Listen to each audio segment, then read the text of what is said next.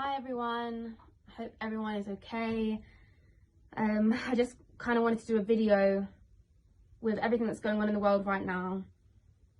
Firstly, I just want to send my condolences to George Floyd's family and all the other families that have lost someone due to police brutality and racism. So I've written some words down because I feel like when I speak about my experiences or race in general, I get really sad and I get upset and I can never really say everything that I want to say. So I feel like I've written it down and I just want to share this with you guys. So, okay.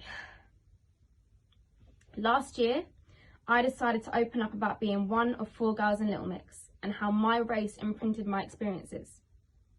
From that interview, some people sympathised, some said nothing, but one thing that I took from that experience is the world did not care enough about race.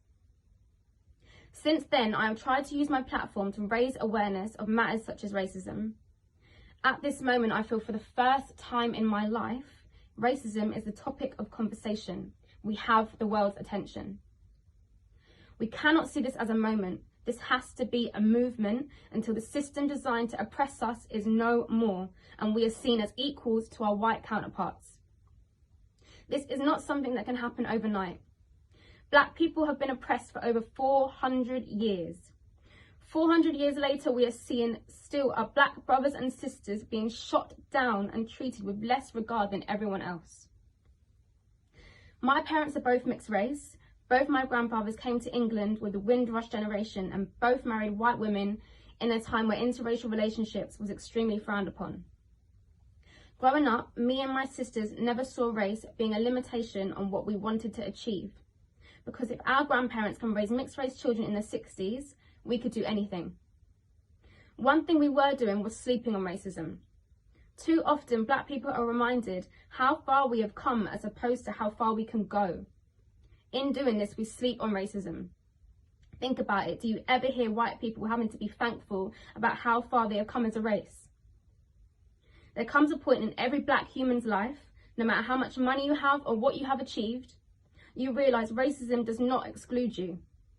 9 years ago, after joining Little Mix, I had the biggest awakening of my life. When we were filming Wings, we worked with Frank Gatson. He said to me, "You're the black girl, you have to work 10 times harder." Never in my life had someone told me that I would need to work harder because of my race. Later on, what Frank Gatson said made sense. I learned that the dream of being in the biggest girl band in the world came with its flaws and consequences. Consequences such as knowing about the existing underlying racism in the creative industries. You learn to understand you can't be seen to be too loud or too opinionated, otherwise you're deemed a diva or aggressive. You learn that by walking into a room, you are deemed unapproachable or offish before anyone has even approached you. You learn that by voicing your opinion about the lack of diversity within the industry is like smashing your head against a brick wall. So at events, ceremonies, you learn to take great comfort from rare moments when you meet black creatives who understand this feeling of misplacement that you have inside. So for that moment, the dream is alive. And then just like that, reality hits you. My reality was feeling lonely while touring to predominantly white countries. I sing to fans who don't see me or hear me or cheer me on.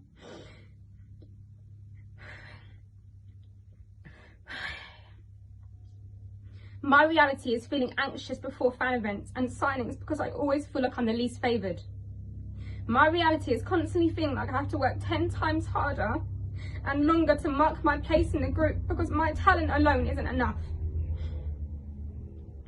My reality is wanting to see other artists who I know are so talented but will never get the opportunities I have had because to the industry they are not marketable.